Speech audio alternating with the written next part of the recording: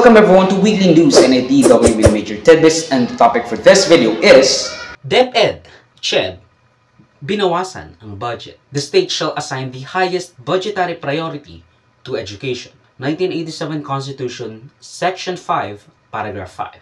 Resigned Senator and DepEd Secretary Sani Angara voiced his dismay due to the budget cuts that afflicted his agency. Mahigit 12 bilyon ang nakalta sa proposed budget ng Department of Education, which, according to DepEd Secretary Sani Angara, would hinder the computerization and modernization program na isinasagawa ng ahensya, kasama na ang pag-hire ng mga bagong teachers at implementasyon ng salary adjustment, salary standardization law.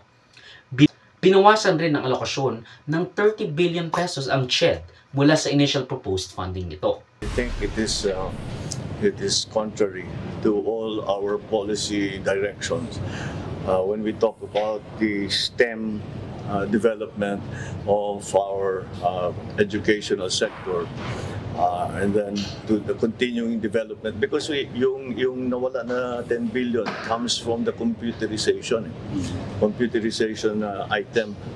So we're working on it to make sure that we will restore it. Nasa mahigit 1 trillion pesos ang budget ng edukasyon, including DepEd, CHED, mga state universities and colleges, TESDA, at marami pang iba, with only 22 billion peso higher than the DPWH's budget of 1.033 trillion. Now, tignan ulit natin yung Constitution. Sabi, the state shall assign the highest budgetary priority to education. Parang they're just doing the bare minimum to say na they're still going by the Constitution and prioritizing the education sector, but that's besides the point. Kasi again, 22 billion lang ang tinaas and they're both at 1 trillion pesos. So parang gusto lang nila na i-keep up yung facade na pinoprotektahan nila yung education, when in reality, it's all about the flagship projects at hindi edukasyon. Of course, I am not one to agree with this type of ingenuine push for education. Kasi, sure, technically, the education sector has the largest share of the pie. Pero the difference between the first and the second is less than a quarter of a percentage. So, is that really prioritizing education, prioritizing the education sector, when you're basically doing half plus 0.25%? Just to say na you care about the future of this country's education. Eh parang 22 billion lang ang dinagdag mo. Kung hindi, parehas sila ng DepEd at ng DPWH. So, that's kind of a disingenuine thing na sinasabi mo na priority namin ang edukasyon. Nagdagdag ka lang ng 22 billion, binawasan mo pa ng 12 billion yung funding nila. Mabuti na nga lang at DPWH ang kasangga ng DepEd sa budget na ito. Kasi I would wild the fuck out because this is nothing to scoff at. But buti na lang, there's some real public infrastructure going on that doesn't just add or widen roads. I mean, it's such a shape. One more road won't fix shit. Especially not an elitist, toll-based system for the rich that only provides relief to the fucking rich. And I can attest to that fact. Malapit kami sa isang highway dito sa Metro Manila. Ang tataas ng mga skyway dito, nakakalula. Mga connector ng NLEX at SLEX. Bihira dumaan ang mga karaniwang tao dito. Kahit nga yung mga trucks, hindi ginagamit yon. Kasi, ang taas ng toll fee. Pwede sa libre yung toll fee. Sayang yung private-public partnership nila with San Miguel. Puro na lang expressway na may toll. So, hindi rin nagagamit ng karaniwang tao. Parang, binibigyan mo lang ng pera itong San Miguel Corporation, yung mga gumagawa ng SLEX, NLEX at mga kahit anumang expressways. Tandaan natin nasa around 15 trillion lamang ang budget, and the people na nasa executive branch ng gobyerno is overwhelmingly with the legislative branch of the government. Si Cheese, Senate President, loyalista. Si Romualdez, pinsan ni BBM. So I don't think na there were any real struggles sa pag-come up at finalize ng budget. Bigla nga tinaas ng sobra ang budget ni PBBM. Ang schedule na pagpasinaya and signing ng naturang budget ay ipinospone dahil sa mga ugong-ugong ng pagkadismaya sa pinasinaya ang budget ng Senado at Kamara. You know, these type of disingenuous rambling of some fool na sinasabi na, priority namin ang edukasyon.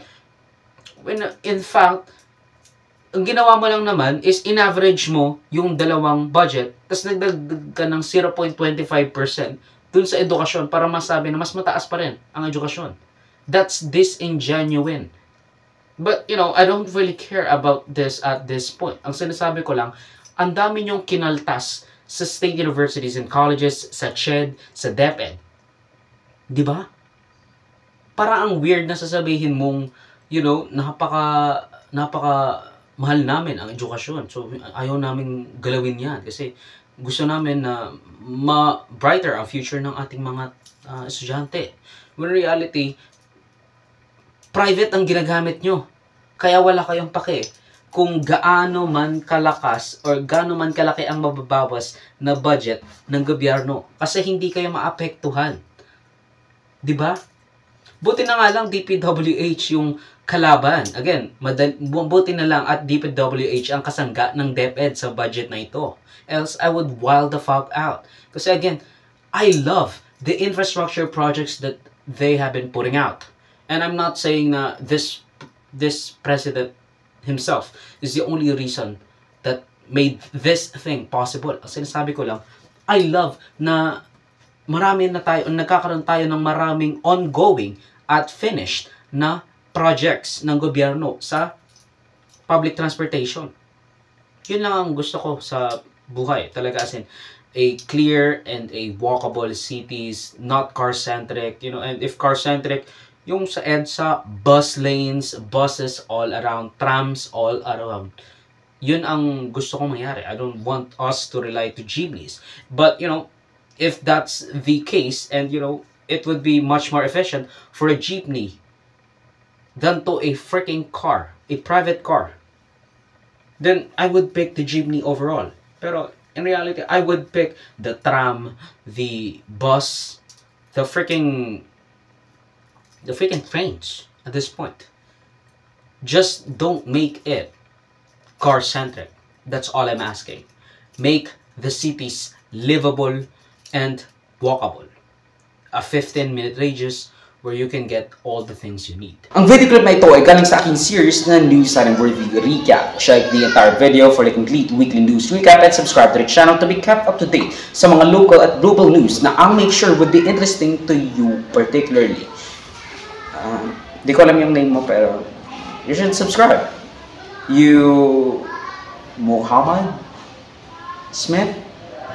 I don't fucking know. John Smith? Salamat sa manunod mga kabayan. For me, like, subscribe, follow my links in socials and avoid. Choose that would be linked down below. Sa susunod muli, of course, paalam.